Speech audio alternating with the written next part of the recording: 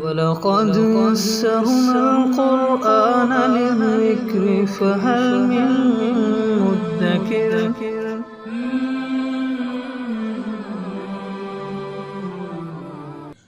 سورۃ البقرہ آیت نمبر 172۔ اعوذ باللہ من الشیطان الرجیم، بسم اللہ الرحمن الرحیم۔ یا ایہا الذین آمنوا کلوا من طیبات ما رزقناکم واشکروا للہ ان کنتم ایاہ تعبدون۔ اے ایمان والو، کھاؤ ان پاکیزہ چیزوں میں سے جو ہم نے رزق تم کو دیا، واشکروا للہ، اور اللہ کا شکر ادا کرو اگر تم اسی کی عبادت کرتے ہو۔ چونکہ سابقہ آیات میں مشرکین کی ان عادات کا ذکر تھا کہ وہ اللہ تعالیٰ کی حلال کی ہوئی چیزوں کو حرام کرتے ہیں۔ ان آیات میں ذکر ہے کہ اللہ تعالیٰ کی حرام کی ہوئی چیزوں کو حلال مت کرو، کیونکہ انسان کے پاس جب شریعت کی روشنی نہ ہو، رہنمائی نہ ہو، تو وہ پھر الٹا چلتا ہے، حلال کی ہوئی کو حرام کرتا ہے اور حرام کی ہوئی کو حلال کرتا ہے۔ یہی مشرکین مکہ کا مسئلہ تھا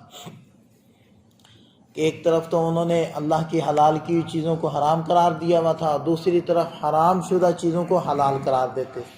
تو یہاں اللہ تعالیٰ اس کی طرف متوجہ فرما رہے ہیں کہ دیکھو، جو اللہ نے حلال کی ہیں ان کو کھاؤ، ان کو حرام نہ کرو اور اللہ کا شکر ادا کرو۔ اور دوسری جگہ ارشاد فرمایا، یا ایھا الرسل کلوا من الطیبات واعملوا صالحا، اے رسولو پاکیزہ ستھری چیزیں کھاؤ اور نیک عمل کرو۔ تو وہاں نیک عمل کو ستھری چیزیں کھانے کے ساتھ جوڑ کر بیان کیا گیا۔ اشارہ اس بات کی طرف ہے کہ جب انسان ستھری چیزیں کھائے گا، حلال چیزیں کھائے گا، تو نیک عمل خود بخود اس سے وجود میں آئیں گے، اس کے دل میں خیالات اچھے پیدا ہوں گے، اس کے اخلاق اچھے بنیں گے، اور اس کو غصہ کم آئے گا، غصہ اعتدال میں آئے گا حلال کھانے کی برکت سے۔ اور حرام کی نحوست یہ ہے کہ اس کو غصہ زیادہ آئے گا، دل میں جذبات گندے پیدا ہوں گے۔ ظاہری بات ہے، جیسی چیز انسان کھائے گا ویسے ہی اس کے اثرات ہیں۔ اب دیکھیں، حیوانات ہیں تو بکرا اگر خصی نہ ہو تو اس کے جسم سے اسمیل آتی ہے، گوشت سے بدبو آتی ہے، لیکن اگر اس کو خصی کر دیا جائے تو پھر نہیں آتی۔ تو اس کی وجہ کیا ہوتی ہے؟ اس کی وجہ اس کا کھانا ہوتا ہے، اس کا پینا ہوتا ہے، کیونکہ جب اس کو ایسے نہیں کیا جاتا تو وہ گندی چیزیں کھا پی رہا ہوتا ہے۔ اسی طرح مرغیاں جو باہر پھرتی ہیں، نالیوں میں منہ مارتی ہیں، تو ان کو فقہاء نے فرمایا کہ ان کو 3 دن ڈربے کے اندر بند رکھو، ان کو صاف ستھرا کھانا دو، مطلب دانہ دو، تو ان کے جسم سے پھر وہ جو اسمیل ہوتی ہے وہ ختم ہو جاتی ہے۔ تو جیسے ایک ظاہری چیزوں کے اثرات ہیں، گندی چیزوں کے اثرات ہیں جسم کے اوپر، اسی طرح باعتبار روحانیت کے بھی ان چیزوں کے اثرات ہیں، حرام کے اپنے اثرات ہیں۔ اب جن چیزوں کو اللہ نے حرام قرار دیا ہے ان کے باطنی طور پر انسان کی طبیعت پر اثرات ہوتے ہیں۔ پھر شرعی اعتبار سے بھی اس کے اثرات ہیں کہ انسان کی دعا قبول نہیں ہوتی۔ نبی پاک صلی اللہ علیہ وسلم نے ارشاد فرمایا کہ ایک آدمی لمبے لمبے سفر کر رہا ہے، بکھرے ہوئے بال ہیں اور پراگندہ اس کی صورتحال ہے، پھٹے پرانے کپڑے ہیں،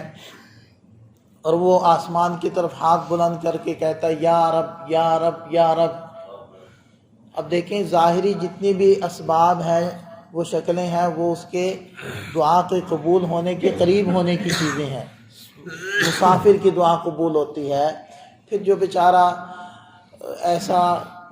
مفلوق الحال ہو، یعنی کہ اس کے بکھرے بال ہوں، پراگندہ اس کی صورتحال ہو، اس کی بھی دعا قبول ہوتی ہے۔ تو یہ سارے اسباب جمع ہیں، اور وہ دعا بھی مانگ رہا ہے، آسمان کی طرف ہاتھوں کو بلند بھی کر رہا ہے، لیکن مطعمہ حرام، مشربہ حرام، ملبسہ حرام، اس کا لباس حرام، اس کا کھانا حرام، پینا حرام، فَأَنَّىٰ يُسْتَجَابُ لَهُ، ایسے بندے کی دعا کہاں قبول ہوتی؟ تو دیکھیں ظاہری شکلیں جتنی بھی وہ بنا لے، اگر اندر میں حرام ہے تو اس کی دعا قبول نہیں ہوگی۔ اخلاقی اعتبار سے، باطنی اعتبار سے، روحانی اعتبار سے، شرعی اعتبار سے، ہر اعتبار سے حرام انسان کو نقصان دہ ہے۔ اس لیے اللہ تعالیٰ نے فرمایا یا ایھا الذین آمنوا کلوا من طیبات ما رزقناکم، جو ہم نے رزق دیا تمہیں ستھری چیزوں کا، پاکیزہ چیزوں کا، اس کو کھاؤ، واشکروا للہ، اللہ کا شکر ادا کرو، ان کنتم ایاہ تعبدون، اگر تم اسی کی عبادت کرتے ہو۔ آگے چند حرام چیزوں کو ذکر بھی فرما دیا، انما حرم علیکم المیتہ، یہی بات ہے کہ اللہ نے تم پر مردار کو حرام کیا۔ اب یہ انما کلمہ حصر ہے، یعنی یہی چیزیں حرام، حالانکہ اس آیت مبارکہ میں تو 4 چیزوں کا ذکر ہے، کیا مطلب ہے؟ اس کے علاوہ اور چیزیں حرام نہیں ہیں؟ نہیں، یہ اصل میں خاص ایک اسلوب کے اندر بات آ رہی ہے، چونکہ مشرکین بہت ساری چیزوں کو حلال کو حرام قرار دے دیتے تھے، مثلاً بتوں کے نام پر جانوروں کو چھوڑ دینا۔ اب وہ کہتے تھے، سمجھتے تھے کہ اب اس کا استعمال کرنا ہمارے لیے حلال نہیں ہے، جیسے کہ سابقہ آدمی گزرا ہے۔ تو اللہ تعالیٰ اس کے تناظر میں یہ بات ارشاد فرما رہے ہیں کہ تم ان کو حرام کہہ رہے ہو، وہ تو حرام نہیں ہے، ہاں یہ چیزیں حرام ہیں، حرام تو یہ چیزیں ہیں، تم جس کو حرام کر رہے ہو وہ حرام نہیں ہے۔ تو یہ اس تناظر میں ہے، مطلقاً کلمہ حصر یہاں استعمال نہیں ہو رہا کہ صرف حرام چیزیں یہی 4 ہم بیان کر رہے ہیں، اس کے علاوہ کچھ حرام نہیں۔ تو فرمایا کہ تم پر میتہ یعنی مردار کو حرام کیا گیا۔ مردار وہ جانور ہوتا ہے کہ جو خود مر جائے، بیماری سے اس کی زندگی ختم ہوگی، مر گیا، گلا گھٹنے سے مر گیا، اوپر سے اس نے چھلانگ لگائی، نیچے گر کر مر گیا، ایک جانور نے دوسرے کو ٹکر ماری اس سے مر گیا، یا کسی نے کسی جانور کو ڈنڈا مارا اس سے وہ مر گیا، یا کوئی شکار کر رہا ہے بندوق کے ذریعے سے، گولی یا غلیل کے اندر کوئی پتھر ڈال کر اس کو مارا اور اس سے وہ زخمی ہو کر مر گیا۔ ہاں البتہ جو تیر ہوتا ہے، تیر کے ذریعے سے شکار یا شکاری کتا، شکاری باز، جس کو باقاعدہ سدھا دیا گیا ہو، اس کے ذریعے سے اگر آپ شکار کرتے ہیں اور اس باز کو یا اس شکاری کتے کو یا تیر کو چھوڑتے ہوئے آپ نے بسم اللہ اللہ اکبر کہا ہے، اور اس کی وجہ سے وہ پرندہ یا وہ جانور مر جاتا ہے تو وہ حلال ہوگا، وہ شکار ہے۔ ہاں اگر آپ نے سدھایا نہیں ہوا جانور کو، یا پھر آپ نے تیر چھوڑتے ہوئے بسم اللہ اللہ اکبر نہیں کہا، تو وہ پھر وہ بھی مردار ہو جائے گا۔ اور اگر جو آج کل چھروں سے کرتے ہیں شکار یا بندوق کی گولی سے شکار کرتے ہیں، تو اگر وہ زخمی حالت میں پکڑا گیا تو آپ ذبح کر لیں تو حلال ہو جائے گا، اگر وہ مر گیا تو وہ پھر حرام ہوگا، کیونکہ بندوق کی گولی وہ گول ہوتی ہے، آگے سے اس میں دھار نہیں ہوتی۔ کوئی بھی دھاری دار چیز کو اگر آپ استعمال کرتے ہیں نا شکار کے لیے اور بسم اللہ اللہ اکبر پڑھتے ہیں تو پھر وہ حلال ہو جائے گا۔ تو بہرحال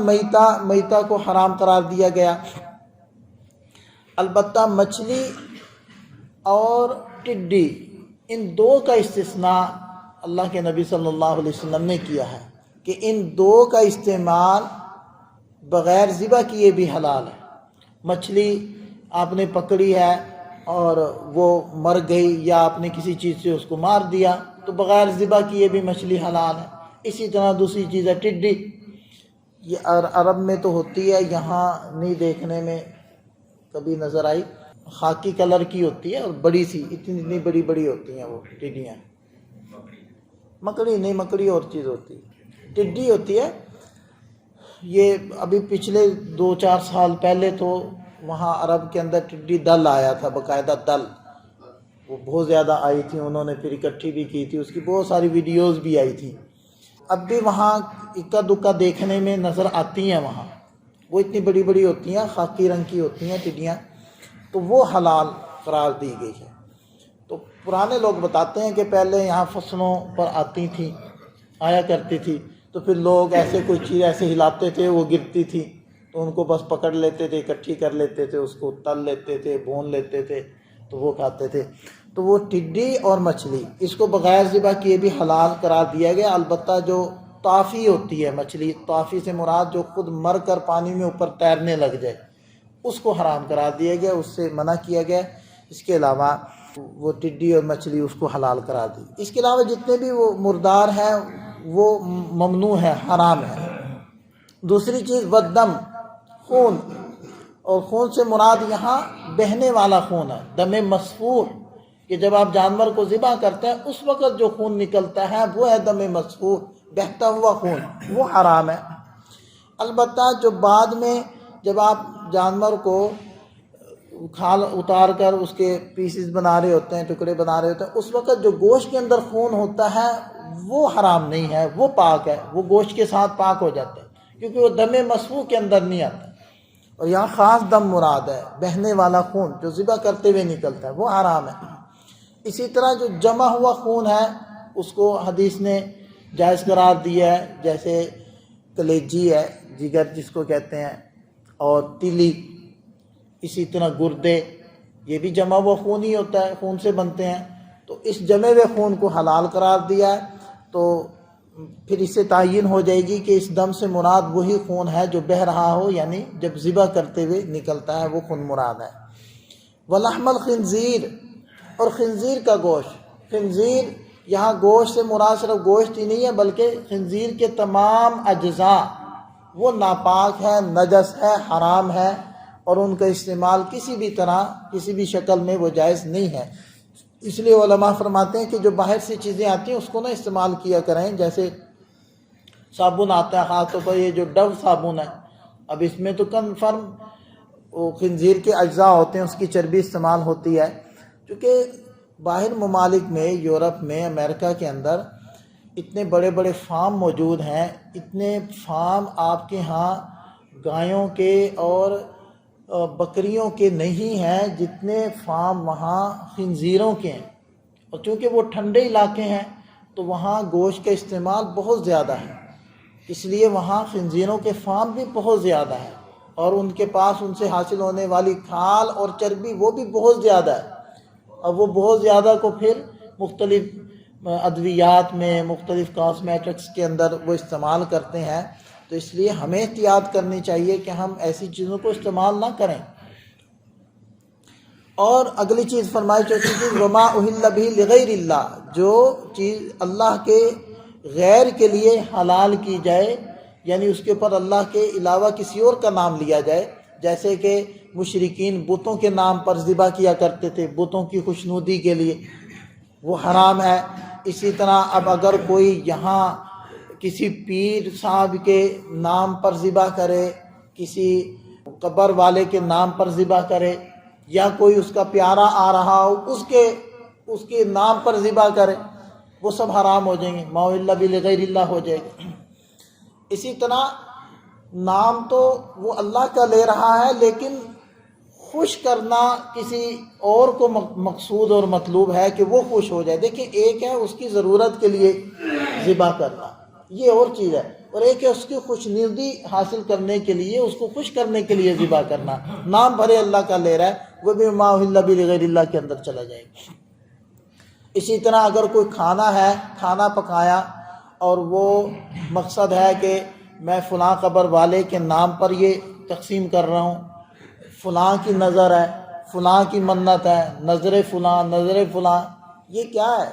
یہ سارے وما الا بہ لغیر اللہ کے اندر داخل ہوتا ہے۔ دیکھیں، ایک بات کو سمجھ لیں،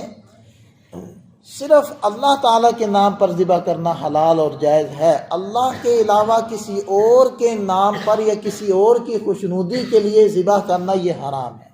وہ جانور بھی حرام ہو جائے گا، وہ کھانا بھی حرام ہو جائے گا۔ صرف اللہ کے نام پر تقسیم کیا جائے، صرف اللہ کے نام پر صدقہ کیا جائے، ہاں اس سے جو ثواب ملے گا وہ ثواب آپ جس کو بھی پہنچانا چاہتے ہو اس کی نیت کر لیں، چاہے وہ کوئی پیر صاحب ہیں، چاہے وہ آپ کے فیملی ممبر ہیں، چاہے وہ آپ کے کوئی دوست ہیں، جس کو بھی آپ پہنچانا چاہیں آپ نیت کر لیں، لیکن نام بھی اللہ کا لیا جائے گا، نیت بھی اللہ کی جائے گی، اس سے حاصل ہونے والے ثواب کی صرف آپ نے نیت کرنی ہے۔ لیکن آگے ایک گنجائش دی گئی ہے، فمن اضطر غیر باغ ولا عاد فلا اثم علیہ، کہ جو شخص مجبور ہو جائے، مضطر کون ہوتا ہے کہ اس کو یہ یقین ہو جائے کہ اگر میں کچھ نہیں کھاؤں گا تو میں مر جاؤں گا، موت کا خطرہ ہو، اسی طرح اس کو بیماری ایسی لگ گئی ہے کہ اس کی جان جانے کا خطرہ ہے، اور اس بیماری کا علاج سوائے حرام کے اور نہیں ہے، نہ ملتا ہے، اور تحقیق کے مطابق ان کو حلال میں اب تک کوئی ایسی چیز نہیں ملی جس سے اس کا علاج ہو سکے سوائے حرام کے۔ اسی طرح کھانے کا معاملہ ہے، بھوک شدت کی لگی ہے، جان نکل رہی ہے اور حرام موجود ہے، حلال موجود نہیں ہے، تو پھر اس میں گنجائش دی گئی ہے کہ وہ اتنا کھا لے کہ جان بچ جائے، جبکہ یہ یقین بھی ہو کہ جان بچے گی۔ یہ دوا کے بارے میں ہے، کھانے میں تو ظاہری بات ہے، یقینی ہے کہ کھانے سے انسان کو طاقت ملتی ہے، تو کھانے میں تو یقین ہوتا ہے۔ البتہ میڈیسن کے اندر بھی اس کو یقین ہو کہ اس حرام سے مجھے شفا مل جائے گی اور حلال نہ ہو، تو پھر وہ اس کو استعمال کرے اپنی مجبوری کی وجہ سے، صرف اتنی کہ جس سے جان بچے، صرف اتنی کہ جس سے علاج ہو جائے اور اس سے بھی لذت مقصود نہ ہو۔ اس لیے ارشاد فرمایا فمن اضطر غیر باغ، بغاوت کرنے والا نہ ہو، نافرمانی اس کا مقصود نہ ہو، ولا عاد، اور حد سے تجاوز نہ کرے، جتنے کی مجبوری ہے صرف اتنا استعمال کرے، فلا اثم علیہ، تو اس کے اوپر کوئی گناہ نہیں ہے۔ اجازت دے دی گئی، آپ جنگل میں ہیں، آپ صحرا میں ہیں، آپ سمندر میں ہیں، کسی بھی جگہ ہیں، اور آپ کے پاس حرام تو ہے، حلال نہیں ہے، اور جان نکلنے کا خطرہ ہے، تو اتنا اس حرام کو کھا لیں کہ آپ کی جان بچ جائے، نہ اس سے لذت مقصود ہو، نہ اس زیادتی سے آپ آگے بڑھیں۔ تو اسی طرح وہ ساری حرام چیزیں پھر اس آیت کی اجازت میں داخل ہو جاتی ہیں، جیسے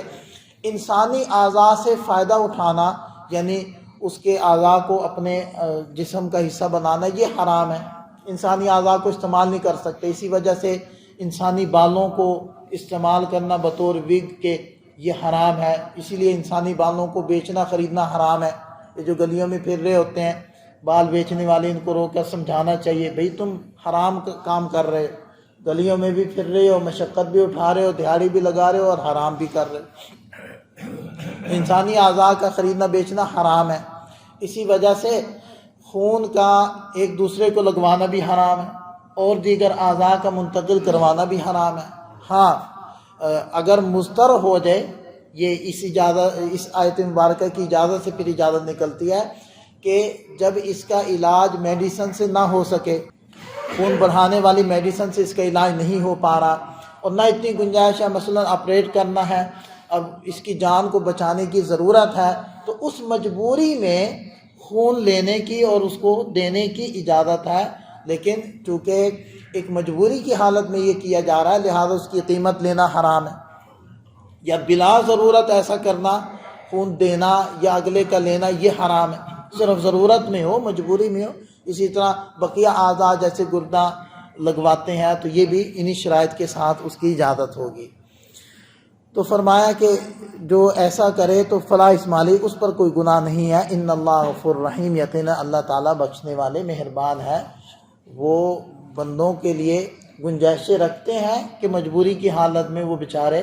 پریشان نہ ہو جائیں، ان کے لیے راستہ اللہ تعالیٰ نے رکھا ہوا ہے۔